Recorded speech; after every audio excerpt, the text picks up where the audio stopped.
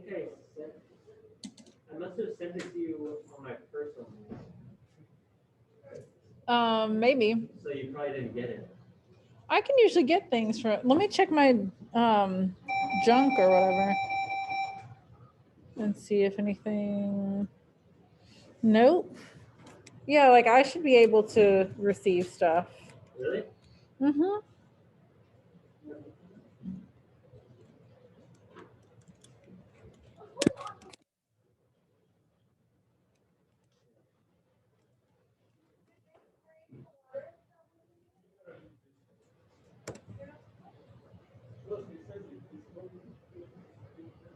Oh boy. Because it's on right now and it's just running. Like that can't be good.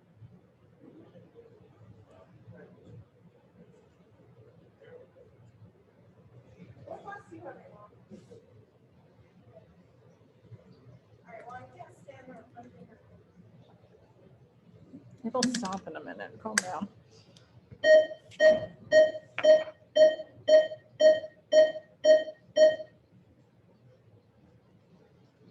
Sometimes I hate having my room right in front of this water fountain.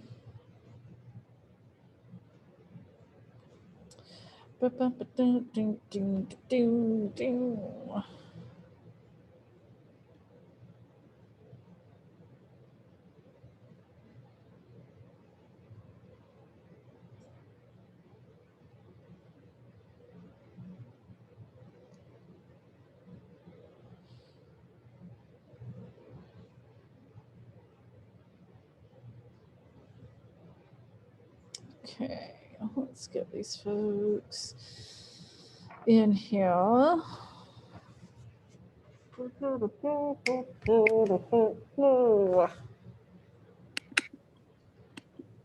Hola, ¿cómo estás?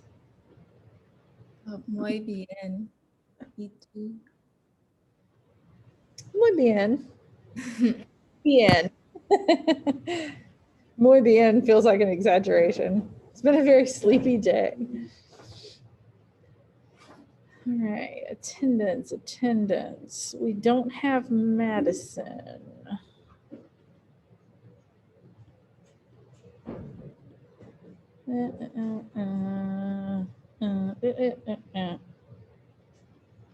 Maybe she'll show up though. All right. We may get to reading some today, but we may not. I don't know that I set aside 3 days for reading Act 2, but I don't know that we're actually going to need 3 days, even though it's 5 scenes. They're fairly short. Actually, I don't think I have it open. Fudge. Download this one. It wound up that I did have it in a book, so I scanned it all in, and hopefully it's readable. There's a couple pages that like the light's weird, so it's maybe like a little harder to read, but I did what I could, and it's easier to read than that other version we have. But it's only 11 pages and all, so. So the first thing that we're gonna do, I guess I should plug, oh God, plug this guy in.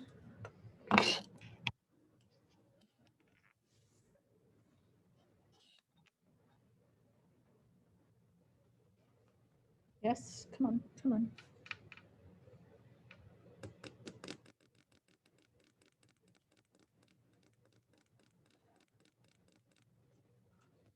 I'm trying.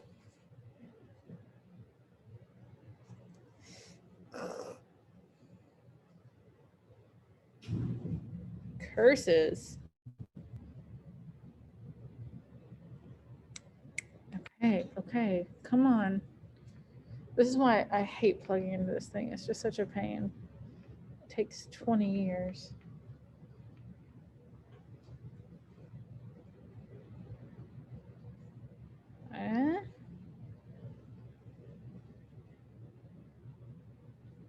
Come on. sorry, folks. This is being so incredibly slow. I'm just trying to pull this up and it's not happening. Oh, okay. Here comes Madison. I'm going to try to let her in. Okay, here she comes. Oh, Miss Smith would be proud. Gotta turn my thing off and try to. Okay, I'm back. Sometimes it's really weird because it'll get frozen while I'm not in my seat, and then I'll come back and sit down, and it'll be like I'm a ghost because I'm in front of it, but I can't see myself, like a ghost or a vampire. Okay, I'm gonna share my screen with you folks. Okay, now the first thing that we're gonna look at is in week 7, part 2, which is where I am, thankfully. We're going to look at this thing. It's just a little short article about the instructive potential of Troy's stories. And we all know he tells a lot of like tall tales and exaggerates a lot. I think it was Madison the other day saying that sounds like the old people at family reunions and stuff, just like have all of these. This is not getting any bigger. Like stories about how he fought the devil, and then in scene 4, which we didn't read together, but hopefully you read it on your own, he talked about like how his father was the devil, and it's sort of like hard to know how much of his stories are really true and how much are exaggeration either for entertainment's sake or to make him kind of sound better, which maybe some of the stuff with what happened to him in the baseball league, it's hard to know how much of that is genuinely like the system being unfair to him at the time and like not having the opportunities that other people were, and how much of it is him like kind of building up the grudge that he has against it. So we're gonna just read this little thing about his stories, and hopefully y'all can see that okay. It's kind of weird because he like tells all these crazy stories, but he's also completely serious about everything. Yeah, completely. He's not like I feel like he is trying to be entertaining, but not in a like look at me and like I'm funny. Like he means everything he's saying, and like sometimes he says them even like kind of angrily. Tell the stories to his kids, like you know what happened to me, and he's always serious. Like when he maybe talked to when he was talking to Corey, like about like do you like me? Like, oh yeah. Need to like you or something. Yeah, I don't need to like you. That's kind of a not a sad scene, but kind of sad to think about that. Yeah. I don't have to like you. Which I guess to an extent is true. Like I guess parents aren't required to like their children. They're just required to care for them. And goodness knows, I feel like some of them would be hard to like even if you were their parent, but Corey seems okay. It's kind of weird or confusing because he like he views things in such a serious way like that. Like I'm obligated to take care of you. Yeah. Basically. But then he's like with his wife, he's like, "Come here, wife." Like, yeah. That kind of stuff, and it's kind of like joking. Yeah, he's got a really different side from like Rose and Bono. Like the version of him that he shows them is very different to how he treats his kids. Cause like all that stuff with Corey, about like whether he likes him and like not wanting him to make the same mistakes, but also like when Lyons wanted to borrow money, he was very serious about that and like was kind of mean about it. That is interesting. Okay, let's look at this and hopefully y'all can see that okay. It's kind of small, but this thing's not cooperating with me very well. From one perspective, the story of Troy's devilish sharecropper father, who worked his farm relentlessly, but who was always in debt to an unscrupulous white landlord and who took out his frustrations on his children, becomes an opportunity to teach duty. Troy notes that his father was not generous, but he tells Lyons that he approves of his father's responsibility. Similarly, in the story of his early life in Mobile, he points out to Lyons that he should not have had a family before he had the means to support them. What I do that for? Because Rose, the most narrowly moral and the most critical of his listeners, is not even present during these stories, it may be concluded that using stories to teach male responsibility to his son is an impulse. Wilson shows as coming, is an impulse Wilson shows as coming from Troy himself. I just didn't finish that sentence for some reason. His stories are in part consistent with his preachings outside of his narratives, and the duty-related lessons of his stories are not, it is clear, present merely to satisfy Rose, who's not among his listeners on this occasion at all. By teaching family responsibility to his son through stories, he enacts that responsibility which he teaches. But the two stories he tells here, two are told perhaps because Lyons is so impressed and attentive a listener, can also be read as presenting the cynical case against dutiful devotion to family. The cynical perspective is more fully developed here than in either of the earlier stories, despite the fact that Troy's commentary on the stories helps to narrow the angle between the possible readings by interpreting for Lyons the failed examples of duty in the stories as lessons to be learned from. When Troy's father beats Troy in order to take his young girlfriend away from his son for his own use, that was in scene 4, the young Troy is shocked to discover his father's competitive feelings toward his own son. Interesting. Economic deprivation is seen by Wilson, speaking through Troy, as the trigger for impulses which destroy the bonds between family members, and this occurs despite a man's will to work hard and be responsible for his family. A similar pattern appears in the second story, in which Troy, who can find no work, must steal to support his young family in Mobile.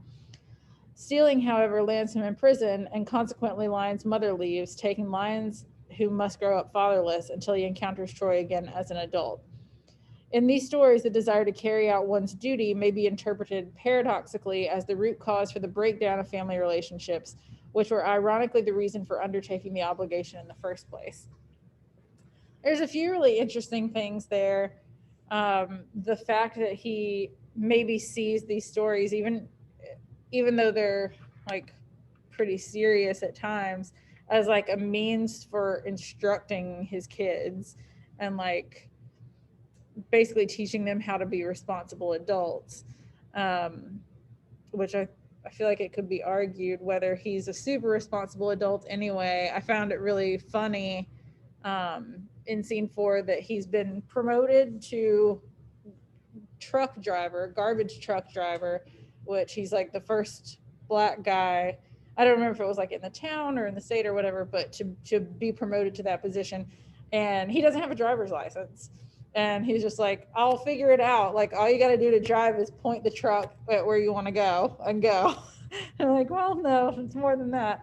So I don't know if he's super responsible, but he's at least trying to make something of himself and like be as responsible as he knows how to be. I found that interesting in the second paragraph when they were talking about the story about Troy's father, who sounds like a piece of work, that he beat Troy up in order to take Troy's girlfriend for his own use. I hate that. And Troy was shocked to discover his father's competitive feelings toward his own son. And I just thought that was interesting because I feel like we get a little bit of the same thing, like in the end of scene 4. It seems like he sort of feels some competition with Corey as well, not in the same way as his dad did, but as far as sports and like making a living doing that, like I think he probably is still so upset and feels, pretty regretful and embarrassed that he wasn't able to make it as a baseball player. And now he's sort of like projecting that onto his kid and being like, you can't play sports, you can't play football because you have to like get a real job and be responsible the way that adults are supposed to be responsible. And it sounds like Corey was actually kind of going about it responsibly. He said that his manager, whoever at the A&P, was going to hold his job for him while he was doing, like, during the football season, I guess. because he couldn't do both, but that he hadn't quit his job. He was just taking a time off to do something else and to play sports, which could lead to like further opportunities. And he says something to Troy about like, you just want, what did he say? Like, you just want to keep me down, or like, you weren't able to make it, so you don't want me to make it either. Something implying that like he felt some sense of competition with him and was just trying to keep him down because so that he wouldn't win, essentially, which is not great parenting, but also like maybe the parenting that was kind of modeled for him, unfortunately. So that's really interesting. Before we move on, we are going to look at our next essay assignment. And if you guys go to this content tab over here, this is kind of a weird one because you have, like, we've always had week 6 part 1, week 6 part 2, week 7 part 1. And this one is just due by Monday 3/1, which is obviously not true because 3/1 was a while back. But we're going to look at the essay instructions. And this is a research essay, but it's focused on this play. So it's fine that we haven't already finished reading it. We'll finish it in the next few days anyway, but you can go ahead and be brainstorming. There we go. See, why didn't that work earlier? So you're going to have several topics that you can choose from. You're choosing one of these 5 things. You're not addressing all of them. In what ways do race and racism affect the characters in the play? And if you choose that one, then you'll choose 2 to 4 characters to argue. In what ways is Rose limited or defined by gender expectations of the time period? That's a fun one. You could kind of talk about like how he treats her, the way he talks to her and stuff. But we also have to wait and see what happens in Act 2. Argue about the purpose of the role that baseball imagery plays in fences and examine it on both a literal and figurative level. So you might want to kind of go through and kind of skim it for more baseball imagery. And it might not be specifically in the spots only where they're talking about baseball. There might be some other stuff throughout. I mean, if you think about it, we use sports imagery and like sports metaphors all the time. Like you can say something about like, oh, he really hit a home run with that. And it's like not talking about somebody hitting a home run. It's just like they did a good job. Explain the significance of the title of the play, Fences, for the 2 to 4 characters of your choice, and discuss the various levels of meaning in the title, which I think we've started to see a little bit of since Rose is wanting Troy and the kids to fix her fence. But I think we're going to get more into that in Act 2. And lastly, argue for or against Troy as a sympathetic character, providing proof for your assertion. And on this one, the question is not whether he has sympathy for other characters in the play, but if the audience is meant to have sympathy for him. Are we supposed to like him? Are we supposed to find him relatable? Are we supposed to root for him? I think he's kind of one of those characters that's like not all good or all bad, but are we supposed to be sympathetic towards him? So this paper is going to be similar to your first paper in that you will have an argument, a thesis, and we'll be citing lines from the work to prove your assertion. The difference with this paper is that you'll be adding one additional layer, quotes from at least 2 academic critics. I'm just going to follow this link. Oh, nope, it's not anything. Cool. This will add authority to your argument. Your essay will have at least 3 sources, 1 primary source, which is the play, and 2 secondary sources, which are critical articles. Each of these sources will appear on your works cited page and in the text of your paper. I don't remember if it was this class or another one where you had to have so many sources, but you only necessarily needed to quote like half of those. You're quoting all of them this time. There are plenty of resources available for your research. Google research, it came out weird. Google is not one of those sources though. The sources must be academic in nature, so you must choose sources from the Trident Library. And I think everybody except for Kenzie will kind of remember how to do that from last semester, but I'll kind of go over it again because even those of us who were in 101 might need a little refresher. The library has several videos that might be useful sources. Those would be found under the database Films on Demand. Other critical sources can be found in the library's electronic holdings on NetLibrary. 2 books to consider, which you'd be able to find the ebook version of, are Understanding August Wilson and May All Your Fences Have Gates. Yes, Julius. When it says critical articles, can we use like the ones that you read, like that are in the content? Let me get back to you on that, because I don't actually know where that came from, so I need to look that up. Julius was just asking if you guys could use the sources that are like the thing I just read that are already in the content for the course, but I'm not sure where that came from, so I'll have to figure that out. And finally, you should search the library's online databases for critical article in Bloom's Literature, JSTOR, and Literature Resource Center for criticism of this play. That's actually really handy because it's not saying, oh, like you have all of these databases available, figure out which ones work well. Like it's telling you which ones will work well. So that's really nice. When you get, this is important. When you get a source from the databases, it will provide a citation for you. So then you don't have to worry about figuring out how to cite it. Be aware of the correct formatting for a works cited page by looking at examples in your textbook. We don't only have a textbook, but Purdue's online writing lab is also good. All sources have to be represented within the text of the essay, which means that you must cite each source at least once, including the play. MLA format, and use quotations from the play to support your analysis. Works cited page in MLA format. Works cited does not count towards the required length of the essay. Your essay should be at least 1,000 words in length. I think your first one was 800. And considering the fact that you're incorporating 2 more sources, that shouldn't be too difficult. Third person, no plagiarism, obviously.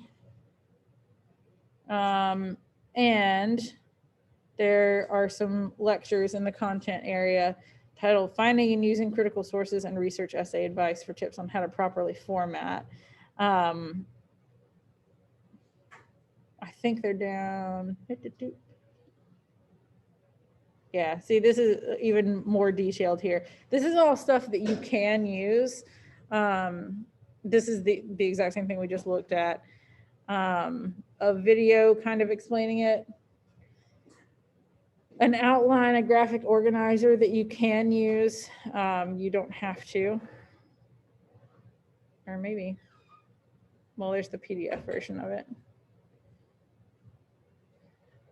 These are just kind of for your own benefit. Sample works cited page. Or an ongoing blue circle for ages and ages. Okay, I'm not gonna wait on that.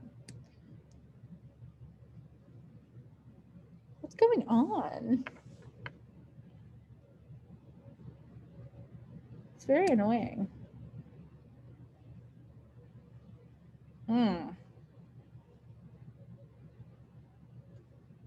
Maybe we should go through this. We download that.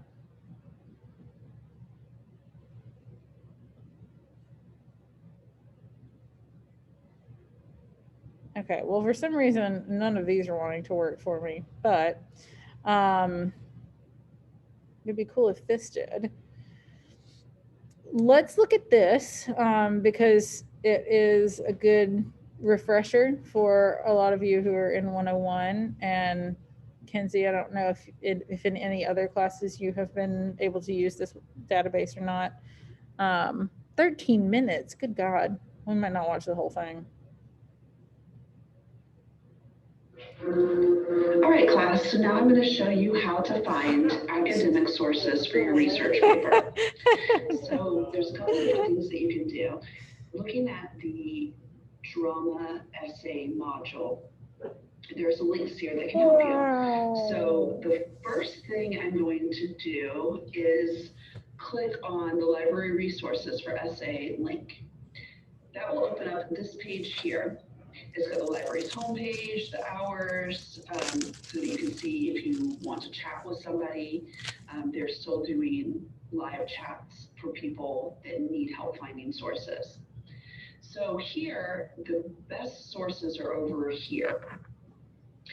I personally like Bloom's Literature. That's always been my favorite. I think it's really easy to use. So I'm going to click here. And of course, you have to enter your login. What a pain. For D2L. If you have any problems, at the bottom of that page, there was the phone number for the library and they can help you with that. Okay, so I'm going to put in Vince's in the search bar and see it comes right up. All right, so when you're on this page, this mostly just talks about the plot. So this isn't going to help you much. What you want to click on is here where it says criticism. All right, so you can see there's 135 different articles and you can use any of them and they'll all be considered academic. So basically what you have to do right now, it's like a scavenger hunt. You can't really start this process until you've decided upon your thesis. And keep in mind that when you start searching for this stuff, you're not going to find somebody writing exactly what you want it to say. You're going to have to use their arguments and mold it, manipulate it almost to fit your arguments. So if I was, excuse me, sorry, if I was going to be talking about Troy as a sympathetic character, and this looks like something that might be interesting, so if you click on that, you can, of course, just search for the words Troy or baseball or whatever it is that you want to look for. That would be a good thing to do. The other thing is just kind of looking through the article and seeing if there's anything that's useful. So looking through here, let's see. Troy uses longer stories and the way he adapts them to particular social situations in which he tells them. I consider that Troy's story may be interpreted as suggesting more cynicism about the idea of duty than Troy wants his family to understand. An ironic disjunction may be observed between the purposes for which Troy appears to employ his story's particular settings. So that might be something that can play into whether we should feel sympathy for him. This is totally unrelated, but can we just look at her tabs for a minute? She's got Grateful Dead Live. What? The Outlander store. I guess she must be a fan. And Disney gift card. You can tell a lot about a person by their open tabs. Or not. So you kind of just look through and the words sympathy or barriers might not be in here, but you need to read the article to see if there's something useful. What you don't want to do is use quotes from the story. Troy says he must keep up his vigilance. You can quote the play for that. You don't need a critic to tell you that. What we are looking for is arguments. This imagined audience from Troy may perform to lighten the load of his resentment over racism, has a wider tolerance for irony and paradox than his actual audience. So again, you're just looking for things that relate to your argument that you can either argue for or against.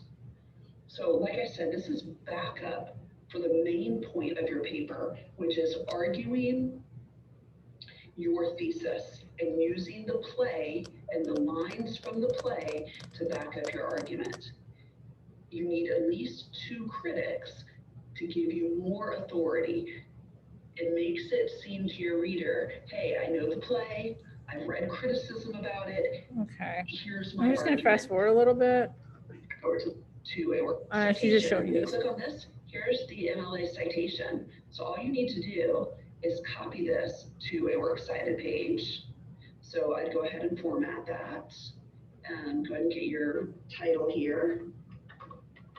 What are you, Over to the left. what are you typing? So what's going to happen when we copy and paste it is it's going to mess up the formatting. So you can see obvious problems. We can't For one see thing, obvious it's problems. a 9-point font. It's a different font than your title.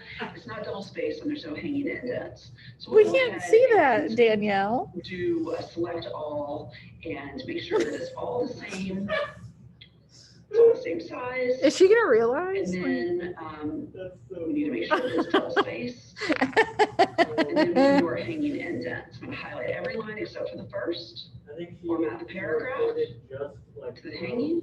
or just that way. Boom. Yeah, All right, so there's your citation. When you're writing Like the her- paper, the citation for this is her going mouse to is be- moving in the right place. Like I can tell she was going down to double space. Yeah. There aren't any page numbers. Okay, Articles there that's not that you helping can us look at all. through, 135 of them. Once you decide on your topic, you can start going through that stuff. The other thing you can do is go to the library homepage. You can see right up here at the top that a librarian can help you find sources if you get stuck. Databases by subject takes you basically to the same place that the first link on our drama essay module will take you. So you can see Bloom's is right here. There's other places you can look as well. JSTOR is a great one, Literature Resource Center and the Literature Reference Center. Those are all great databases to use. The other thing you can do is just use the search bar. So I'm going to put in Fences and August Wilson and see what comes up. Since you're at home and the library campus is closed, what you're going to want to do is to go ahead and choose the online. So you can see here we have 2 electronic books that you can look at. So if I click on that, it will bring up a book, and a lot of these, so you can do PDF full text, you can download it. So if you look over here, this is about a bunch of Wilson plays. So obviously you're going to want to look at the chapter 3 for Fences. So it's kind of a long article. So if you're looking for something about Roy or Rose or about Corey, you might want to try to find, Control F and find what you're looking for. You don't, again, want to find things like, so this is a good one for if you're doing whether we should be sympathetic or not. Again, some of this, Decay decides to become independent, lived at Miss Pearl's boarding house. You don't want to cite that in your paper as part of this article because that's something you can cite from the play itself. Again, right up here. Okay. The thing about this is that it's also available to you and you can look at it on your own. And it's obviously not the greatest video I've ever seen since she didn't even switch screens. But let's take a look at this because I feel like it might be a little bit more important. I have too many things open.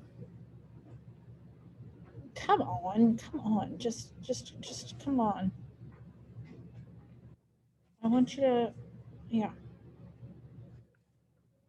And it's frozen again, cool.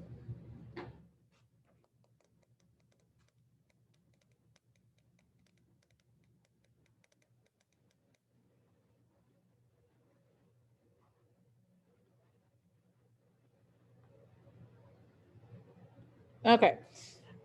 So your literary analysis research essay, and I'll kind of try to breeze through this because probably a lot of it is what we went through with the actual assignment. But research essays can be intimidating, but we've all written them before. Most of the difficulty, I would say, comes from the time and planning involved in writing a good research essay. I know perfectly well that it can be hard to just like sit down and do it. But the path from the beginning to the end of this journey can seem long and hard, but it does not have to be. don't know.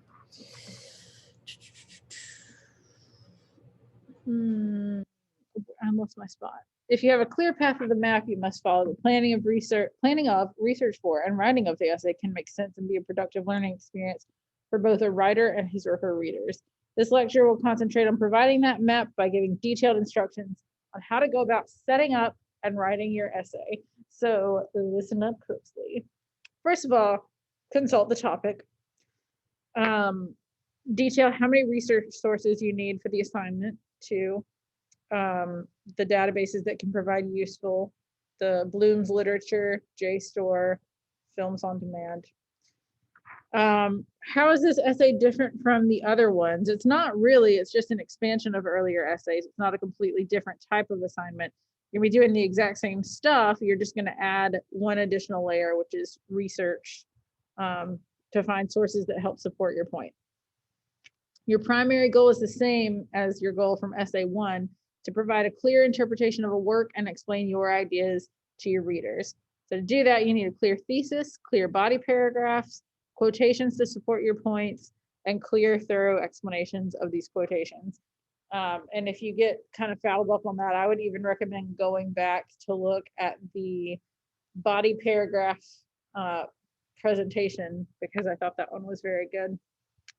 How do I write this paper?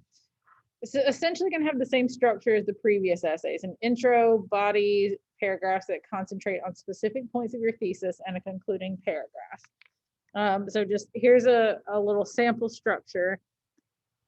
In paragraph 1, you'll want to give the name of the play and the author, August Wilson, Fences, along with general info about the background and plot, and then lead into your argument and end that paragraph with your thesis. There's a sample structure for the body paragraphs. Topic sentence, provide an overview of what's happening in the play at that particular point. Quote a line, provide your interpretation of that line. Quote the critic from the sources you found to further back up your argument. Comment on the critic's points, and then close your paragraph by explaining your interpretation of that portion of the play and relating it back to your thesis statement. You do need at least one quote from the play in each body paragraph. And if you don't have that, you haven't provided enough evidence. Repeat as needed. Every paragraph, every sentence should work towards proving your thesis statement, obviously. There shouldn't be any whole paragraphs of just plot summary or biographical information about the author. If you have whole paragraphs that are just summary, you're not making a point. And that's important to remember. After I read each paragraph, I'm going to ask if this relates to your thesis. So you should be asking yourself that as you're writing it. Most of the evidence for this essay will come directly from the play. So you'll want to directly quote from the play in each body paragraph. I don't know that we've cited a play before. So over here on the right, it kind of shows you what that formatting looks like. If you're referencing the lines of only one character, you'd follow the guidelines for poetry and prose, which is what we've done before. Page number first, followed by a semicolon, and then other identifying information. So for instance, this one would be like Wilson, 1264, Act 1. When quoting a conversation between 2 or more characters in a play, start the quote on a new line indented ½ inch from the left margin. Okay. Write the name of the first speaker in capital letters, followed by a period and the speaker's lines. So basically it will look like this. That's an example from Othello. And then after it, hopefully you can see, I don't know why that just did that, but it's cited there at the bottom. Finding critical sources. Your drama essay requires at least 2 secondary sources. Those will be articles, books, or videos from respected academic sources from the Trident databases. This is not a Google thing. And no, Wikipedia is not considered an academic source. Neither are free essay websites, Shmoop, eNotes, Bartleby. In fact, I may have told you guys this before. I've certainly shared it with other classes. I had a professor one time that told me, if you use Wikipedia, I will stab you in the heart. It's very serious. What do I search for in the databases? First, look at articles, books, and videos about the play. Narrow your search by using the find option. Oh shoot, do I have a faculty meeting today? I'm so sorry, I just thought of that. And I don't know the answer. I think no. If you're writing about Rose, don't just search for her name. Look up marriage, infidelity, mother, barriers, anything that can sort of hone in on what you're actually writing about. And she said this in the video, but the chances of someone else writing exactly what you want them to say word for word is very slim. So you have to be open-minded, kind of use what they're saying to fit your argument by agreeing or disagreeing and expanding on what they have to say. And consider expanding your search to other types of academic research. Journals of sociology and psychology may have great resources about patterns of abuse, the role of women, the Negro Leagues, etc.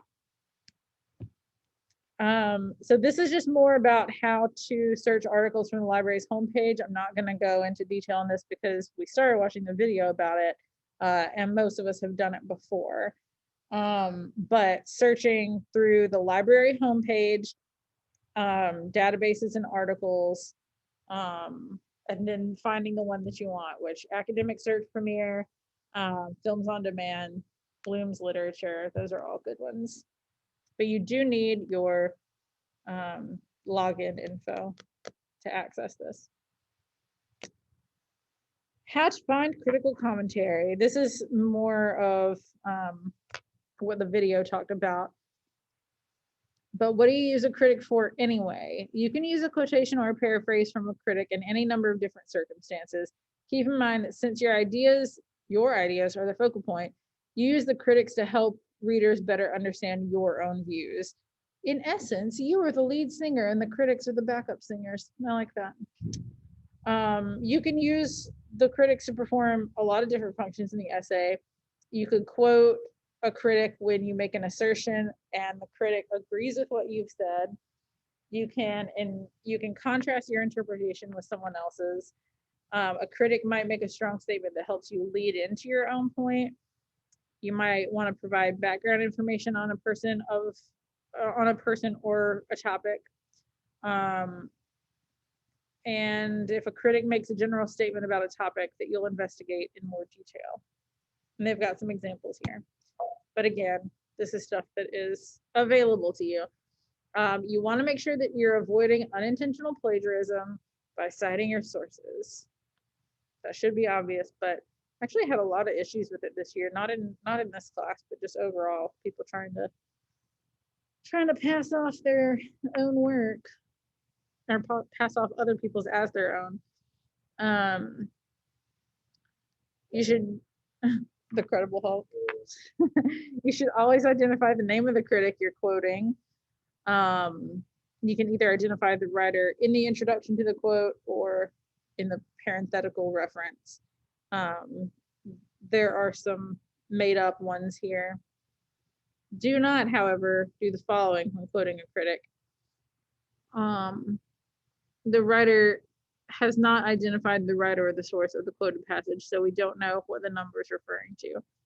Like one critic describes, tell us who the critic is, set up the scenario for us. Citing paraphrases. If you use another person's ideas but put it in your own words, that's paraphrasing. But you cite them the exact same way that you do when quoting. And there's some more examples. I'm not going to go through them all individually because we're running out of time, actually. That's just more examples.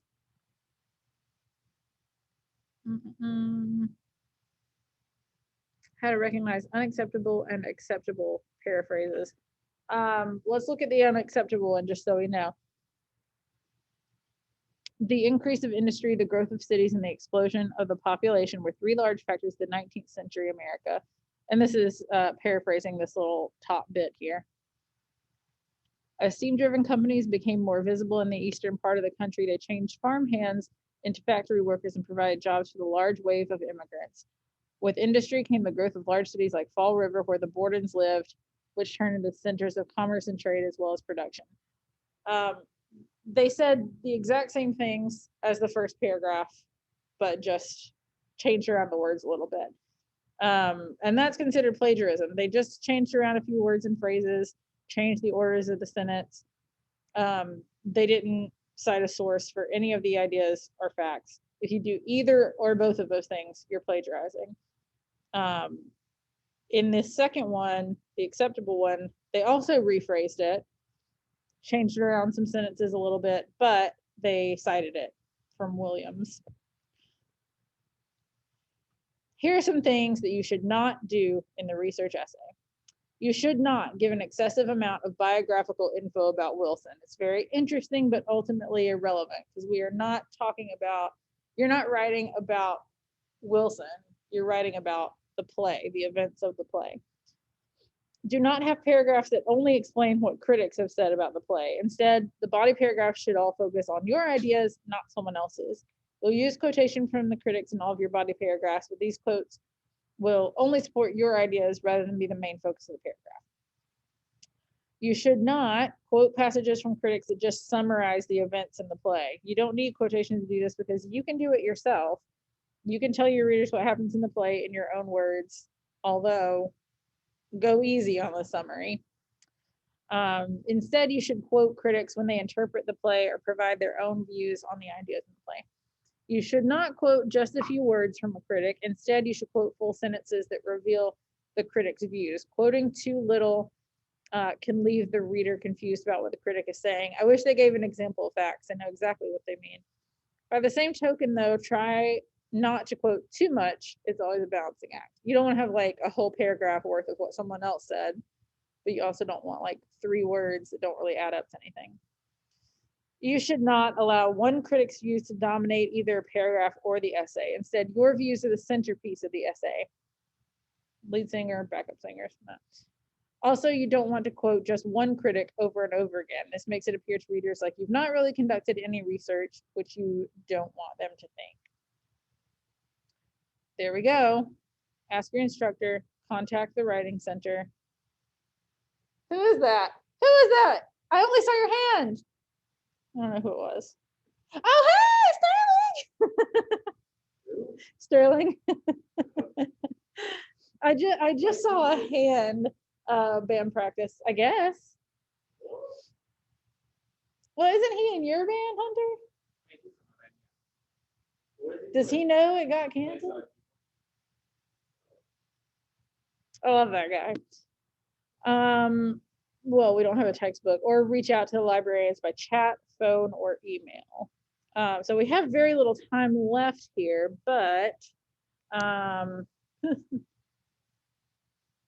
I do this from this place? No, I think I have to go to my.tridentech.edu. Oh God, no. I just so often don't have the right information. But today I have the right information, and that's what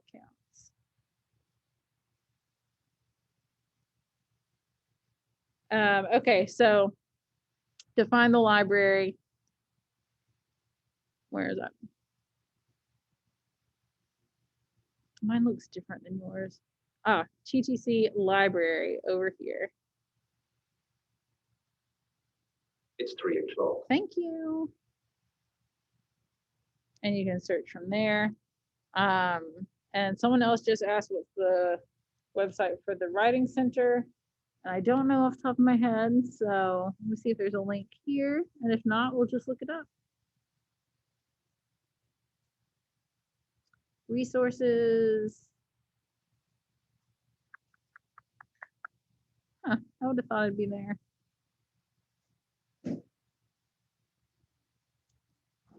Trident Tech Writing Center.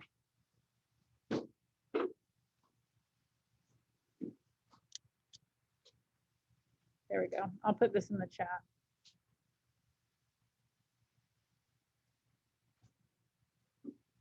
Or I'll try to put it in the chat. Where'd the chat go?